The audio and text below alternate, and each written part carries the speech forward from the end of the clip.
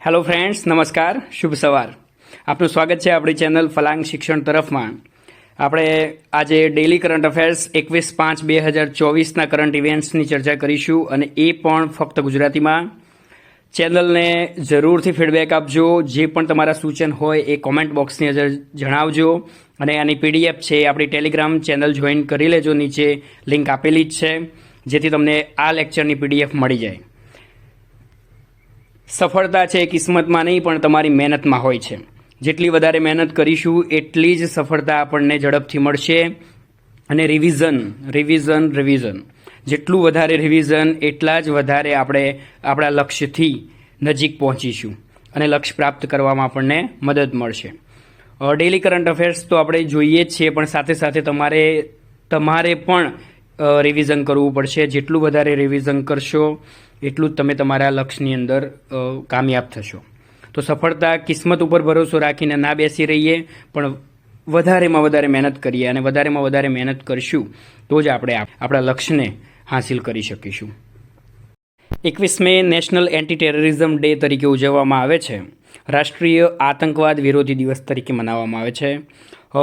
21 મેના રોજ આપણા ભારતના પૂર્વ વડાપ્રધાન રાજીવ ગાંધીજી, જે તમિલનાડુની અંદર પેરુમ્બદૂરમાં 21 મેના રોજ એક આત્મઘાતી બોમ્બ હુમલામાં તેમનું મૃત્યુ થયું હતું, અને તેની યાદમાં આ દિવસને મનાવવામાં આવે છે. રાજીવ ગાંધીજી એ ભારતના 6થા વડાપ્રધાન હતા. ઇન્દિરા ગાંધીજી પછી તે ભારતના વડાપ્રધાન બન્યા હતા.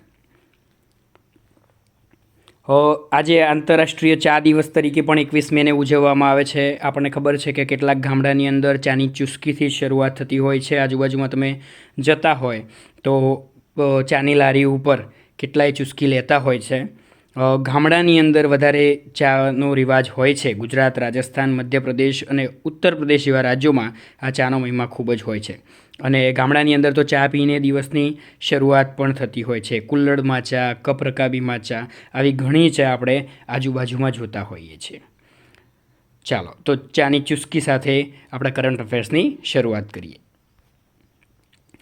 બીજું કે ગરમી વધી રહી છે દિવસે ને દિવસે. આપણે યુવી ઇન્ડેક્સ વિશે વાત કરી હતી કે 11થી વધારે જો યુવી ઇન્ડેક્સની અંદર WHOના પ્રમાણે રેટ હોય તો ચામડી માટે અને આપણા સ્વાસ્થ્યને વધારે નુકસાનકારક થાય છે.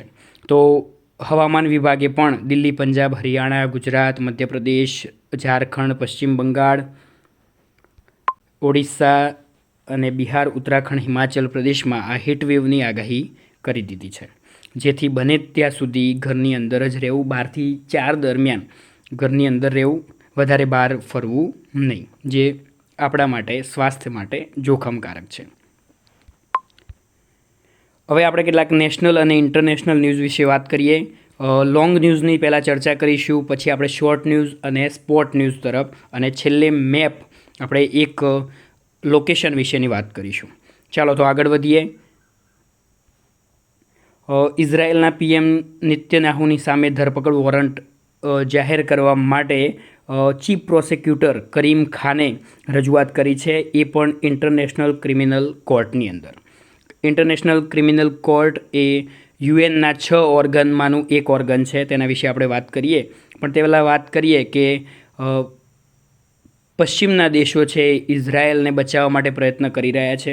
જ્યારે રશિયાની વાત હતી તો એ વખતે પશ્ચિમના દેશોએ રજૂઆત કરીને રશિયાના રાષ્ટ્રપ્રમુખ સામે પણ આ પ્રકારનું ધરપકડ વોરંટ ઇસ્યુ કરાવ્યું હતું. અને હવે પશ્ચિમના દેશો છે ઇઝરાયેલને બચાવવા માટે પ્રયત્ન કરી રહ્યા છે, અને ધરપકડ વોરંટ ઇસ્યુ ના થાય તે માટે કોઈ હજુ સુધી એમને કોઈ નિવેદન આપેલું નથી. હવે ઇન્ટરનેશનલ ક્રિમિનલ કોર્ટ શું કરે છે તે આગળ જોવાનું રહેશે. રજૂઆત થઈ છે, હજુ સુધી ધરપકડ વોરંટ ઇસ્યુ થયું નથી. તે માટેની તપાસ કરવામાં આવશે, અને પછી જો ધરપકડ વોરંટ ઇસ્યુ થશે તો જે દેશો છે ICJના, તેની અંદર આ ધરપકડ કરવામાં આવશે. ઇઝરાયેલ છે ICJનો સભ્ય નથી, એટલે ઇસ્યુ થશે તો પણ નેતન્યાહુ સામે તાત્કાલિક કાર્યવાહીનું કોઈ જોખમ નથી. બીજી બાજુ ઇઝરાયેલની અંદર જ એમના મંત્રીમંડળમાં ગેન્ટ્સ જે તેમના મંત્રી છે એમને પણ કેબિનેટ છોડવાની ધમકી આપી દીધી છે કે ભાઈ હવે આગળ શું થવાનું છે તમે જણાવો, નહીંતર હું અહીંયાથી રાજીનામું આપું છું. આવા ઘણા ઇસ્યુ ઇઝરાયલની અંદર શરૂ છે અત્યારે. આપણને ખબર છે કે ઘણા સમયથી ઇઝરાયલ અને ગાઝા સ્ટ્રીપ પેલેસ્ટીન વચ્ચે યુદ્ધ શરૂ છે. આપણા માટે ઇમ્પોર્ટન્ટ ઇઝરાયલનું લોકેશન થઈ જાય છે. ચાલો જોઈએ ઇઝરાયલનું લોકેશન. અહીંયા તમને ઇઝરાયલનો મેપ જોવા મળે છે, જેની અંદર વચ્ચે વેસ્ટ બેંક અને આ બાજુ ગાઝા સ્ટ્રીપ, જે પેલેસ્ટાઇનના વિસ્તાર છે, ત્યાં ઇઝરાયલ અને વેસ્ટ બેંક અને ગાઝા સ્ટ્રીપ વચ્ચે આ યુદ્ધ શરૂ છે. અત્યારે ગાઝા સ્ટ્રીપની અંદર હુમલા કરી રહ્યા છે. કેટલીક વાર તો એવું બને છે કે સામાન પહોંચાડતી વખતે ઉપરથી જ્યારે સામાન એરડ્રોપ કરવામાં આવે છે ત્યારે કેટલાય લોકોના મૃત્યુ થતા હોય છે, જેને લઈને ઘણા નિવેદન આવ્યા છે કે ભાઈ ઇઝરાયલના મંત્રીશ્રીએ જ કીધું હતું કે જો તમે આ રીતે નાખો છો એના કરતાં જો ટ્રક દ્વારા રોડેથી પહોંચાડવામાં આવે તો આવા મૃત્યુને નિવારી શકાય. આપણે અહીંયા જોઈએ કે અહીંયા ગાઝા સ્ટ્રીપ છે, આ વેસ્ટ બેંક છે જે પેલેસ્ટાઇનના વિસ્તાર છે, અને આ બાકીનું ઇઝરાયલ છે. એક બીજો મેપ જોઈએ, એની અંદર આપણને તેનો પ્રાકૃતિક નકશો જોવા મળે છે. અહીંયા જુઓ કે ઇઝરાયલ અને જોર્ડનના વચ્ચે ડેડ સી, મૃત સાગર આવેલો છે. અહીંયા ઇઝરાયલ અને સિરિયા વચ્ચે સી ઓફ ગેલેલિયો, ઉપર ઇઝરાયલે જે સિરિયાનો વિસ્તાર ઓક્યુપાઈડ કર્યો છે તે ગોલન હાઇટ આવેલો છે. અહીંયા પેલેસ્ટાઇન જે ગાઝા સ્ટ્રીપ છે તે, આ બાજુ મેડિટેરિયન સી છે, આ બાજુ ઇજિપ્ત છે, અહીંયા જોર્ડન છે. આપણા માટે લોકેશન મહત્ત્વનું બની જાય છે, કારણ કે લોકેશન બેઝડ ક્વેશ્ચન જીપીએસસીના ફેવરેટ હોય છે અને ક્લાસ 3 એક્ઝામમાં પણ કોઈક વાર પૂછી લે છે. અહીંયા રેડ સી છે નીચે, અને અહીંયા આપણને ખબર છે કે સુએઝ કેનાલ આવેલી છે. ચાલો હવે આપણે ઇન્ટરનેશનલ કોર્ટ ઓફ જસ્ટિસ વિશે વાત કરીએ. તો ઇન્ટરનેશનલ કોર્ટ ઓફ જસ્ટિસ છે એ રાષ્ટ્રો વચ્ચેના સામાન્ય વિવાદો થાય તો એનો નિર્ણય આ આંતરરાષ્ટ્રીય કાનૂની અદાલતમાં થતું હોય છે. સલાહકાર અભિપ્રાય આપે છે. આ સંયુક્ત રાષ્ટ્રના 6 અંગો પૈકીનું એક અંગ છે, અને આઈસીજેની સ્થાપના 26 જૂન 1945માં થઈ હતી. યુએનની સાથે જ આ બધી 6 ઓર્ગનની સ્થાપના થઈ હતી, અને આઈસીજે ઇન્ટરનેશનલ કોર્ટ ઓફ જસ્ટિસનું હેડક્વાર્ટર હેગ, નેધરલેન્ડમાં આવેલું છે. હવે આપણે યુએનના 6 જે ઓર્ગન છે એના વિશે જોઈએ તો ફર્સ્ટ છે જનરલ એસેમ્બલી યુનાઇટેડ નેશન્સની, બીજું સિક્યુરિટી કાઉન્સિલ છે યુએનએસસી. આની અંદર ભારત સભ્યપદ મેળવવા માટે પ્રયત્ન કરી રહ્યું છે. ફીટો પાવર છે 5 દેશો જે મહાસત્તાઓ છે દુનિયાની એમના વિશે. બીજા ઘણા દેશો પણ આની અંદર સભ્યપદ મેળવવા માટે પ્રયત્ન કરી રહ્યા છે. ત્રીજું ઓર્ગન છે ઇકોનોમિક એન્ડ સોશિયલ કાઉન્સિલ. 4 છે ટ્રસ્ટીશિપ કાઉન્સિલ. 5મું છે ઇન્ટરનેશનલ કોર્ટ ઓફ જસ્ટિસ, જે આપણે અત્યારે વાત કરી રહ્યા છે. અને 6થું છે યુએનનું સેક્રેટરીએટ. બીજા ન્યૂઝ તરફ આગળ વધીએ તો ગઈકાલે 5મા તબક્કામાં 8 રાજ્યો અને કેન્દ્રશાસિત પ્રદેશોના બૂથની અંદર મતદાન શાંતિપૂર્ણ રીતે પૂરું થયું છે. જમ્મુ કાશ્મીરની અંદર બારામુલ્લા વિસ્તારમાં પણ છેલ્લા 35 વર્ષમાં સૌથી વધારે મતદાન થયું છે. 5મા તબક્કામાં 7:45 સુધીમાં 57.47% મતદાન થયું હતું. 25 રાજ્યો અને કેન્દ્રશાસિત પ્રદેશોની અંદર મતદાન પૂર્ણ થઈ ગયું છે. ઓડિશાની 63 વિધાનસભાની બેઠકો માટે પણ આ મતદાન પૂર્ણ થયું છે. લદ્દાખ કેન્દ્રશાસિત પ્રદેશોમાં મતદારનો ઉત્સાહ ખૂબ જ સારો જોવા મળ્યો છે. ગઈ વખત કરતાં આ વખતે વધારે મતદાન થયું છે તેવું ઇલેક્શન કમિશને જણાવ્યું છે, અને ઇલેક્શન કમિશને વધારેમાં વધારે મતદાન થાય તે માટે પ્રયત્નો કર્યા છે. આપણા માટે હવે ઇલેક્શન કમિશન ઓફ ઇન્ડિયા મહત્ત્વપૂર્ણ છે, તેના વિશે વાત કરીએ તો ઇલેક્શન કમિશન ઓફ ઇન્ડિયા એ ભારતના બંધારણ દ્વારા સ્થાપિત બંધારણીય સંસ્થા છે, અને ભારતમાં મુક્ત અને નિષ્પક્ષ ચૂંટણીઓ કરવા માટે જવાબદાર છે. તેની અંદર મુખ્ય ચૂંટણી કમિશનર અને 2 ઇલેક્શન કમિશનર એટલે કે ચૂંટણી કમિશનરોનો સમાવેશ થાય છે. વાત કરીએ તેની રચનાની તો 25 જાન્યુઆરી 1950 આઝાદી પછી તેની સ્થાપના થઈ હતી. અત્યારે Rajiv Kumar chief election commissioner છે, મુખ્ય ચૂંટણી કમિશનર, અને જ્ઞાનેશ કુમાર અને સુખબીરસિંહ સંધુ એ ભારતના 2 ચૂંટણી કમિશનર છે. સીઈસીની વાત કરીએ તો તેમનો કાર્યભાર 6 વર્ષ મહત્તમ અને 65 વર્ષની ઉંમર સુધી તેઓ પોતાના હોદ્દા ઉપર રહી શકે છે. હવે બંધારણની અંદર વાત કરીએ તો આર્ટિકલ 324 એ ઇલેક્શન કમિશનની વાત કરે છે.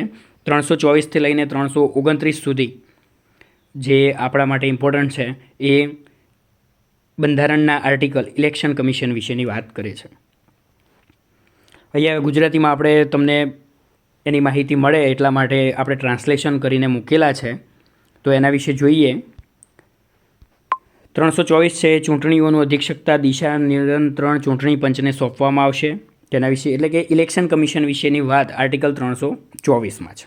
325ની અંદર ધર્મ, જાતિ, જ્ઞાતિ, લિંગના આધારે કોઈની સાથે ભેદભાવ નહીં થઈ શકે તેવું આર્ટિકલ 325માં જણાવ્યું છે. 326ની અંદર રાજ્યોની લોકસભા અને વિધાનસભામાં પુખ્ત મતાધિકાર એટલે કે 18 વર્ષની ઉંમર પછી આપણે મતદાન કરી શકીએ છીએ. 21 વર્ષની ઉંમર હતી જે 1989ની અંદર 61મો બંધારણીય સુધારો કરીને 18 વર્ષની કરવામાં આવી હતી, જે 326ની અંદર દરેકને 18 વર્ષ પછી મત આપવાનો અધિકાર છે તેમ જણાવે છે. કલમ નંબર 327ની વાત કરીએ તો ચૂંટણીના સંદર્ભમાં સંસદની સત્તા સ્થાપિત કરે છે. કલમ નંબર 328ની વાત કરીએ તો વિધાનસભાની ચૂંટણીના સંદર્ભમાં અને વિધાનસભાની સત્તાની જોગવાઈ કરે છે. અને કલમ નંબર 329 જે અદાલતોના હસ્તક્ષેપને પ્રતિબંધિત કરે છે કે ઇલેક્શન કમિશનના કાર્યક્રમમાં અદાલત છે હસ્તક્ષેપ કરી શકશે નહીં, જે 329માં છે. એટલે આપણા માટે 324થી 329 સુધી ઇમ્પોર્ટન્ટ બની જાય છે. અને પાર્ટ 25 બંધારણના ભાગ 25ની અંદર ઇલેક્શન કમિશનનો સમાવેશ થાય છે. નેક્સ્ટ ન્યૂઝ તરફ આગળ વધીએ તો ગુજરાતની એન્ટી ટેરરિસ્ટ સ્ક્વોડ ATSA અમદાવાદના સરદાર વલ્લભભાઈ પટેલ ઇન્ટરનેશનલ એરપોર્ટ પરથી 4 આતંકીઓની ધરપકડ કરી છે. આ અનલોફુલ એક્ટિવિટી પ્રિવેન્શન એક્ટ હેઠળ એમના ઉપર કેસ નોંધાયો છે. એવું માનવામાં આવે છે કે આ આતંકવાદીઓ છે એ શ્રીલંકાના રહેવાસી છે અને તમિલમાં જ વાત કરે છે. અત્યારે તમિલ ટ્રાન્સલેટરની મદદથી તેમને પૂછતાછ થઈ રહી છે. આગળ અનલોફુલ એક્ટિવિટી પ્રિવેન્શન એક્ટ 1967 પ્રમાણે તેમની ઉપર એક્શન લેવામાં આવશે. હવે આપણે જોઈએ કે અનલોફુલ એક્ટિવિટીઝ પ્રિવેન્શન એક્ટ શું છે. તો ટેરરિસ્ટ એક્ટ છે.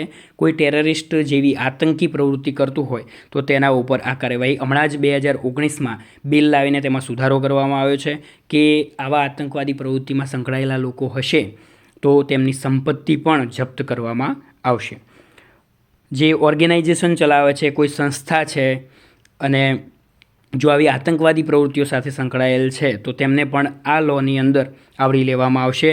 કોઈ ફંડિંગ સપોર્ટ કરે છે, રિક્રુટમેન્ટ કરે છે, આવા આતંકવાદી સંગઠન સાથે કોઈ પણ પ્રકારનો સંબંધ હશે તો તેની ઉપર આ અનલોફુલ એક્ટિવિટી પ્રિવેન્શન એક્ટ દ્વારા કાર્યવાહી કરવામાં આવશે. નેક્સ્ટ ન્યૂઝ તરફ આગળ વધીએ. આપણે ગઈકાલે વાત કરી હતી કે ઇસ્લામિક રિપબ્લિક ઓફ ઈરાનના પ્રમુખ સૈયદ ઇબ્રાહિમ રહીસી અને તેમના વિદેશ મંત્રી મહામહિમ હોસેન અમીર અબ્દુલ્લાહિયનનું હેલિકોપ્ટર દુર્ઘટનામાં લાપતા થયા હતા, પણ હવે સત્તાવાર જાહેરાત થઈ ગઈ છે કે તેમનું નિધન થઈ ગયું છે. આમના આત્માને શાંતિ મળે તે માટે ભારત સરકારે પણ શોક જાહેર કર્યો હતો અને શોકના દિવસે રાષ્ટ્રીય ધ્વજ નિયમિતપણે જ્યાં જ્યાં આપણે લહેરાવીએ છીએ ત્યાં તમામ ઇમારતો ઉપર આ રાષ્ટ્રધ્વજ છે અડધી કાઠીએ લહેરાવવામાં આવશે. અડધી કાઠીએ લહેરાવીને શોક જાહેર કરવામાં આવશે અને કોઈ સત્તાવાર મનોરંજન થશે નહીં. ઈરાનના સર્વોચ્ચ નેતા આયાતુલ્લા અલી ખમેનીએ ઉપરાષ્ટ્રપતિ મોહમ્મદ મુખબરને કાર્યકારી રાષ્ટ્રપતિ તરીકે નિયુક્ત કર્યા છે. અત્યારે કાર્યકારી રાષ્ટ્રપતિ તરીકે આ મોહમ્મદ મુખબરને સત્તા આપવામાં આવી છે.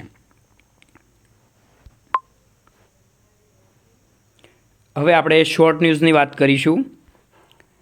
પોસ્ટ વિભાગના પેન્શનર માટે RMS રેલ મેલ સર્વિસ અમદાવાદ ડિવિઝનમાંથી નિવૃત્ત થયેલા જે પેન્શનરો છે એમના માટે પેન્શનર અદાલતનું આયોજન અમદાવાદની અંદર કરવામાં આવ્યું છે. એટલે કોઈને પણ ફરિયાદ હોય તો આ RMS AM ડિવિઝન શાહીબાગ અમદાવાદમાં 17 જૂન 2024 સુધીમાં Shri RT Parmar assistant superintendent of RMS AM ડિવિઝનની કચેરી શાહીબાગ અમદાવાદ ખાતે આ તમે ત્યાં રજૂઆત કરી શકો છો. સ્પોર્ટ ન્યૂઝની વાત કરીએ તો ભારતની મિશ્ર રિલે ટીમ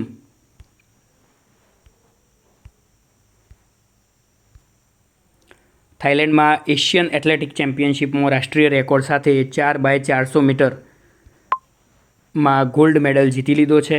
તેની અંદર મોહમ્મદ અજમલ, જ્યોતિકાશ્રી અમોજ જેકબ શુભા વેંકટેશની ચોકડીએ 3 મિનિટ અને 14.12 સેકન્ડના સમય સાથે ગોલ્ડ મેડલ જીતી લીધો છે. આપણે યાદ રાખવાનું છે કે થાઇલેન્ડની અંદર એશિયન એથ્લેટિક ચેમ્પિયનશિપ શરૂ છે. 4x400 મીટરની અંદર ગોલ્ડ મેડલ મળ્યો છે મોહમ્મદ અજમલ, જ્યોતિકા શ્રી, અમોજ જેકબ અને શુભા વેંકટેશને. જાપાનની અંદર કોબેમાં વર્લ્ડ પેરા એથ્લેટિક ચેમ્પિયનશિપ શરૂ છે, જેની અંદર દીપ્તિ જીવનજીએ વર્લ્ડ રેકોર્ડ તોડ્યો છે. મહિલાઓની 400 મીટર T20 સ્પર્ધાની અંદર પ્રથમ ગોલ્ડ મેડલ જીતી લીધો છે અને એમને વર્લ્ડ રેકોર્ડ બનાવી દીધો છે. બ્રાના ક્લાર્કસનો અમેરિકાના હતા, તેમણે 55.1 સેકન્ડનો રેકોર્ડ હતો અને દીપ્તિએ 55.07 સેકન્ડમાં સ્પર્ધા જીતી લીધીને વર્લ્ડ રેકોર્ડ બનાવી દીધો છે, જે આપણા માટે ગર્વની વાત છે. ઇમ્પોર્ટન્ટ મેપ લોકેશનની વાત કરીએ તો આજે કિર્ગિસ્તાન વિશે વાત કરીશું. આપણે દરરોજ એવો ટ્રાય કરીશું કે જે મેન ઇમ્પોર્ટન્ટ લોકેશન છે એના વિશે વાત કરીએ. તો આજે કિર્ગિસ્તાન વિશે વાત કરીએ તો કિર્ગિસ્તાનની રાજધાની બિશ્કેક છે અને ઉત્તરમાં કઝાકિસ્તાન, આ બાજુએ ઉઝબેકિસ્તાનની રાજધાની તાસ્કંદ છે. અહીંયા તજિકિસ્તાન, એની રાજધાની દુવાનબે છે. અહીંયા ચાઇના છે, જેની રાજધાની બેઇઝિંગ છે. આવા ગુજરાતી ડેઇલી કરંટ અફેર્સ માટે ફીડબેક આપવાનું ભૂલતા નહીં. કોમેન્ટ બોક્સની અંદર જરૂરથી જણાવજો. તમારે કંઈ સલાહ સૂચન હોય તો જરૂરથી આવકાર્ય છે. ફીડબેક આપજો, વધારેમાં વધારે શેર કરજો, જેથી બીજા વિદ્યાર્થીઓને પણ આ વિડીયોઝનો લાભ મળે. આ વિડીયોઝને વધારે હજુ પણ આપણે આગળ વૈવિધ્યસભર બનાવીશું.